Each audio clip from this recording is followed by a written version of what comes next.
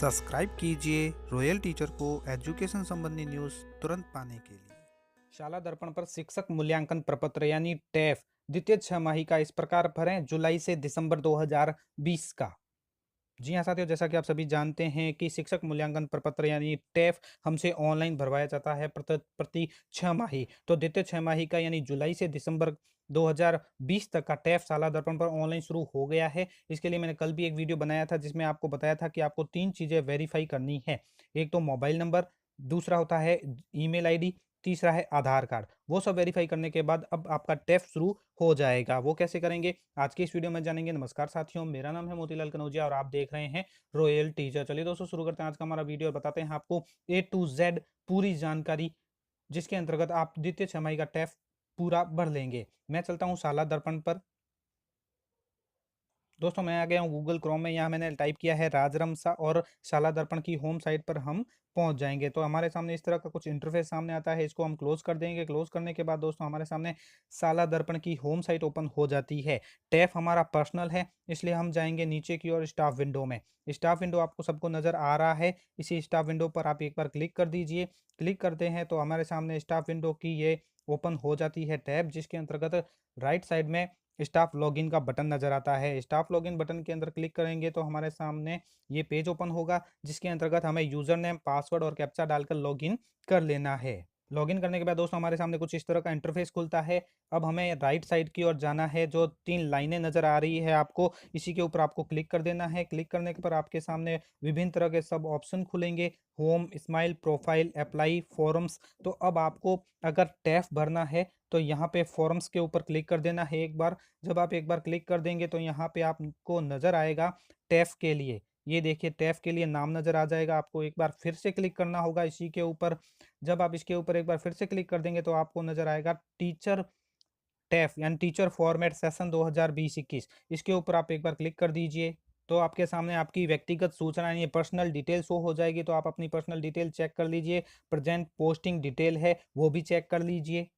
उसके बाद आपको 3 तरह से वेरीफाई करना होगा: Aadhaar number, mobile number, email ID. अगर आपने नहीं किया है तो आप वेरीफाई यहाँ से जो रेड कलर का बटन आ रहा है उसे कर लीजिए। ओटीपी द्वारा वेरीफाई होगा और उसके बाद आगे की प्रोसेस शुरू होगी। यहाँ पर दोस्तों आपको किस प्रकार वेरीफाई करना है, इस वीडियो के लास्ट में आपको यहाँ पे एक स्क्रीन मिलेगी जिसके जरिए आप वो भी जान पाएंगे। कल ही मैंने वो वीडियो बनाया है आपको आधार, मोबाइल नंबर और ईमेल आईडी वेरीफाई करने के लिए। ये सब होने के बाद दोस्तों आपके सामने ये पेज ओपन हो जाएगा शिक्षक मूल्यांकन का। जो शिक्षक मूल्यांकन प्रपत्र 1 जुलाई 2020 से दिसंबर 2020 तक है। और यहाँ आपको अपनी स्कूल का नाम, कर्मचारी यूनिक आईडी, शिक्षक का नाम, कार्मिक का मूल पद, कार्मिक का मोबाइल नंबर, कार्मिक एनआईसी आईडी, ये सभी शो हो जाते हैं। यहाँ नीचे बटन आ रहा है सत्यापित करें, तो आपको यहाँ से सत्यापित कर लेना है। जब आप सत्यापित कर लेंगे तो दोस्तों यहाँ पे आपका टैब शुरू हो जाएगा। टैब के 3 भाग है, 3/4 यानी चौथा भी भाग इसमें आएगा। यहाँ पे ऊपर देख सकते हैं भाग 1, भाग 2, भाग 3 और 4 दोनों सम्मिलित रूप से है। पॉइंट 1 में वर्तमान वर्ष में पढ़ाई जाने वाली कक्षाएं एवं विषय। यहाँ पे दोस्तों क्रमांक, कक्षा और विषय शो नहीं हो रहा है। इसके लिए आपको शाला दर्पण पर जाना होगा। शाला दर्पण में रिजल्ट टैब के अंतर्गत आपको सब्जेक्ट टीचर मैपिंग करनी होगी। कैसे करनी है वो भी मैं आपको दिखा देता हूँ, फिर वापस यहीं पेज, इसी पेज पर हम वापस मिलेंगे। जैसा कि दोस्तों आप सभी देख सकते हैं मैं आ गया हूँ शाला दर्पण पे। यहाँ पे हमें पहला ये काम करना है, ऊपर जो ये टैब नजर आ रहे हैं उनमें आपको जाना है रिजल्ट के अंतर्गत। ये जो रिजल्ट टैब आ रहा है, जहाँ मेरा कर्सर जा रहा है, रिजल्ट के अंतर्गत आ जाइए। रिजल्ट के अंतर्गत जब आप खोल लेंगे तो यहाँ पे देखिए रिजल्ट एंट्री भी एक ऑप्शन आएगा, रिजल्ट इंस्ट्रक्शन, रिजल्ट एंट्री। तो आपको रिजल्ट एंट्री में जाना है। रिजल्ट एंट्री के अंतर्गत यहाँ पे देखिए सब्जेक्ट टीचर मैपिंग। आप अपनी स्कूल में जो जो सब्जेक्ट पढ़ाते हैं उन सब्जेक्ट की मैपिंग आपको यहाँ से करनी होगी। आपको सब्जेक्ट टीचर मैपिंग खोल लेना है। इसके बाद आपके सामने इस तरह की टैब ओपन होती है, जहां आपको सेशन 2020-21 रखना है। क्लास यहाँ से सेलेक्ट करनी है, सेक्शन यहाँ से, और गो बटन पे क्लिक कर देना है। ध्यान रहे दोस्तों, आपकी जो भी क्लास है ये आपको यहाँ से, जैसे 1 से 5 तक स्कूल है तो 1 से 5 तक सभी क्लासों की मैपिंग करनी है। यानी 6 से 8 तक अगर विद्यालय है तो 6 से 8 तक सभी क्लास की मैपिंग करनी है। अगर 1 से 8 तक विद्यालय है तो 1 से 8 तक सभी क्लास की मैपिंग करनी है। कुल मिला के बात यह है कि जितनी तक स्कूल जहाँ से शुरू होती है और जहाँ एंडिंग होती है, उन सभी क्लासों की आपको मैपिंग यहाँ से कर लेनी है। जैसे दोस्तों मैं यहाँ फर्स्ट क्लास शो कर देता हूँ, वो फर्स्ट क्लास मैंने कर दी है, गो बटन पे क्लिक भी कर दिया है, तो यहाँ पे हमारे सामने हिंदी, इंग्लिश, मैथमेटिक्स, ईवीएस ये सारे शो होंगे। तो यहाँ पे जो जो टीचर है उनको वर्किंग में करके यहाँ पे टीचर नेम सेलेक्ट करना है। जैसे हिंदी अगर पोस्ट भरी हुई है और रिवी और यहाँ पे एनएच ये सारे ऑप्शन आ रहे हैं। अगर कोई रिलीव भी हो गया है तो भी ऑप्शन है, अगर वर्किंग है तो वर्किंग के ऊपर क्लिक करें, यहाँ टीचर नेम सेलेक्ट करें। एक एक करके आपको सभी क्लासों की मैपिंग यहाँ से कर लेनी है। मैपिंग करने के बाद दोस्तों यहाँ नीचे देखिए सबमिट का ऑप्शन है, आपको एक एक क्लास को सबमिट करते जाना है। जब आप सबमिट कर लेंगे तो यहाँ पे एक मैसेज भी आ जाएगा, success teacher has been mapped to the subject successfully, आप इसको क्लोज कर दीजिए। उसके बाद दोस्तों हम जब वापस अपने स्टाफ लॉगिन में आते हैं तो यहाँ पे हमारे ये देखिए पढ़ाई जाने वाली कक्षाएं पहले शो नहीं हो रही थी, यहाँ पे वापस शो होना शुरू हो जाएगी। आप जो भी क्लास में हैं, जो सब्जेक्ट पढ़ाते हैं, उन सब की मैपिंग यहाँ पर शो हो जाएगी। ध्यान रहे ये 2020-21 की मैपिंग होगी। उसके बाद ऑप्शन आता है विगत 6 माह में विद्यालय में शिक्षक की औसत भौतिक उपस्थिति कितनी है, वो यहाँ से आप लिखें। अन्य विभाग में प्रतिनियुक्ति शैक्षिक गतिविधि पर रहे हैं या नहीं वो लिखें।